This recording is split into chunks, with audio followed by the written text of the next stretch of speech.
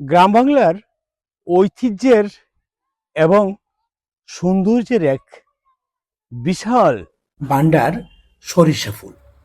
শীতে মৌমাছিরা জাঁকে জাঁকে লুটিয়ে পড়ে মধু সংগ্রহ করে, তেমনি সৌন্দর্য পিপাসুরা তার দিকে তাকিয়ে নয়ন জোড়ায়। সরিষা বড় মাপের অর্থকরী ফসল। একসময় প্রতিটি গৃহস্থ ঘরে, আঙ্গিনায় কিংবা ক্ষেতে জমিতে সরিষা ফলানো হতো।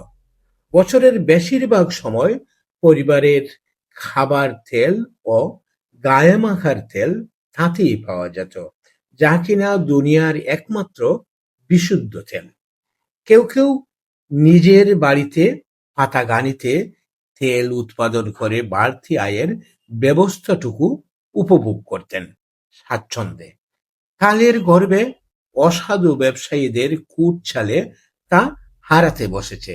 এখন সয়াবিন তেলের উপর বিশ্ব নির্ভরশীল, তাতেও নানাবিধ রোগ সুখে ভুগছেন সাধারণ মানুষ।